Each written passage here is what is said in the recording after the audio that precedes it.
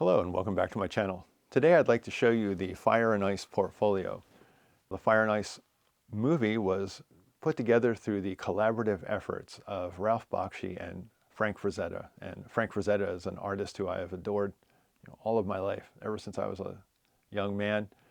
And so I thought it was just amazing when these two forces came together and decided to blend their creative talents and make a kind of a sword and sorcery animated feature. And it's not like Lord of the Rings. It's a little spicier, a little saucier, and a lot more violent. Although there's plenty of violence in Lord of the Rings. This one is more of a sword and sorcery adventure, so it's about the violence, and it's about the adventure. And much like Robert E. Howard would have created characters that solved their problems with swords more than words. When you look at like high fantasy, this is people who will sometimes meet in councils and talk things out. And in sword and sorcery, like Fire and Ice, the only counsel is a battle axe or a sword. They're not messing around. That's one of the big differences between high fantasy and sword and sorcery. So this is just a really nice portfolio full of Frank Frazetta's sketches for the movie. Let's go ahead and have a look at this, and I hope you'll enjoy it. So the portfolio comes in this nice wrapper, which protects the arts. And I forgot, it also comes with a certificate of authenticity, which is like serious geek credibility. And I'm noticing here for the first time that for Frazetta prints, it's signed by Ellie Frazetta, and I actually got to meet her twice at the Frazetta Museum and have a nice long talk with her while she walked me around and showed me Frank's various works and kind of shared just anecdotes about the works and while they were being created. And my memory of Ellie Frazetta from both of those visits is that she was a super sweet, wonderful person. So it was my privilege to meet her and get to talk to her.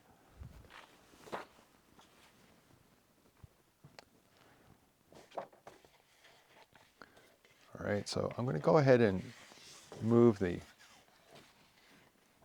protective cover, but as I remove it, just give you a chance to see some of the detail. My understanding is that both Ralph Bakshi and Frank Frazetta thought that a great male model for the rotoscoping in Fire and Ice could be actor William Smith, who, if you've ever seen the Rockford Files, he was a baddie on the Rockford Files one time, and or maybe even more than once, he was just fantastic. He was in Westerns, and he's just a total man's man.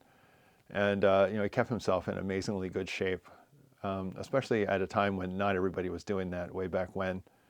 And he looked like somebody who could hurt you if he wanted to. He looked like no one to mess with, is what he looked like. And he also was the Russian Spetsnaz leader in the original Red Dawn. So, they dressed him up like a Russian, and he put on an accent, and he did a good job. So I'm going to try and just zoom this in. And by the way, I don't know if they actually used him as their model once that all came together. Perhaps they did. All right, so let's go ahead and put that there, and we'll just let this kind of mark our upper corner limit there. All right. So this looks to be, it has been forever since I've seen this movie. So now I've got to kind of plumb the depths of memory and try to remember. But I think, the bad guy is Necron, and this is his mother. And this is plate 1. And this is just really indicative of Frank's artistic style. And, he's always just got these amazing sweeping lines that they always just flawlessly come together, and there's always kind of like this web working that molds the character down into the scene. These elements in the back are really well done. That's the first image. Evil henchman, and I'm sorry I don't remember all the terms for the various characters, but over the years, Frank has done just a ton of images like this. But this is just such a beautiful work to be done in pencil. Do you think you could do a pencil work like that without smudging the hell out of the paper from one end to the other? I mean, just look how well done that is.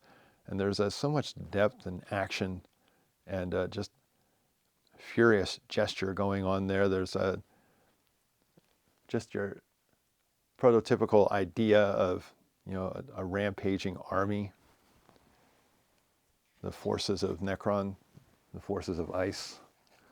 And then this next image, I believe, is the character of Necron. And there he is with his mother in the background. And so there's some interesting elements I remember from the story. His mother was a controlling force on him. And as much as, he was this sorcerer able to push the ice forward, his mother was in the background kind of manipulating him and making his life miserable too. It's really, really interesting foreshortening on the arm and the hand there. It's good work.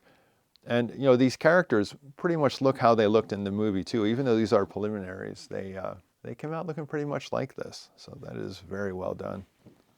I'm not entirely sure who these guys are fighting because it looks a bit like they're fighting each other, but this could be just overrunning a human settlement, because that's what's happening, is they're driving humanity away and replacing them with kind of these subhuman types, the henchmen of Necron. Well, these really are just beautifully, very well done. I have another plate here. And so as the ice is driving people, I know that as I recall in the story, they're heading towards a mountain of fire where it's like a fire keep or something like that. And forgive me again, it's been a long time. But I just thought this is just an incredible, gigantic image of kind of the procession of humanity trying to escape the evil that is chasing after them. And I haven't looked at this image in a long time. It's just really, really fascinating to see how much work went into this. And the composition is just fantastic. These people are on the other side of the equation. This is not the hero of the film, although he is, as I recall, the female lead, who I believe is called Tigra, and this is her father, and this might be a brother, and of course, being the type of story it is, not everybody makes it. But this would be them. I remember that she has also has a pet leopard. It's an interesting idea. And this is the final image. And this is the image of Necron on his throne from where he is advancing the ice across the land.